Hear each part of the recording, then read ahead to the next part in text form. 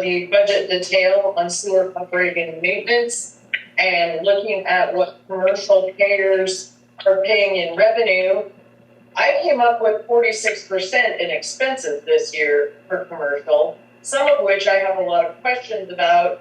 And I know that Bob's been working, I sent him some questions about things that seem to me to be business infrastructure expenses that I find very concerning that the district is picking up the cost for.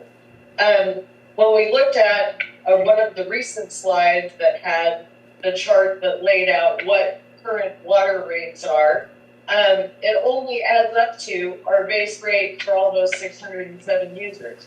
Every summer, I can guarantee you my water bill is much higher than the base rate by $100+. So that revenue is not included in this supposed significant loss that we're experiencing on the water side. And in fact, when you look at the last two budgets, amended budgets and the past budgets, water is not losing money per what the budget said. So I really question that. I also am concerned about commercial pump outs when we don't seem to have a residential pump out schedule. I can say I was calling for 3 years in a row to get a pump out after 17 years of living in my home and sewer back into my washer. So I appreciate that we don't want sewer from all the people lucky enough to live in float houses and other places going into our lake, but I don't actually want sewage going into my laundry. So I would like to see us take some time, develop a residential pump out plan, and budget for that, because lots of people have had the same experience as I do.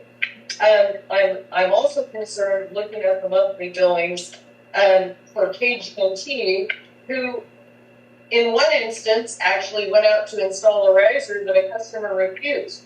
The district paid $550 for that mistake. Do we not call ahead and say, will you accept this? Because the next month then that riser was installed at that residence on Devon.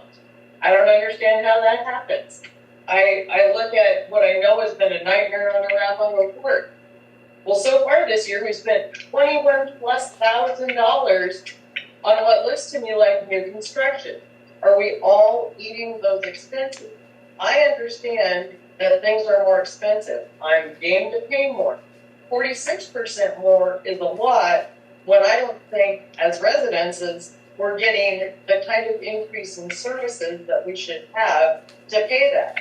And I'm not here to jab these guys in the eye because it's a tough job and we have a lot of tough questions to answer. I do feel like we can be a lot more methodical in how we approach this rather than going for an instant 46% rate increase on sewer and that rate increase on water when water hasn't been losing money if you look at the budget versus what this other thing was that was on the website. So those are the things I have to say. Thank you very much. Thank you. Thank you. All right, next is Ken Fry.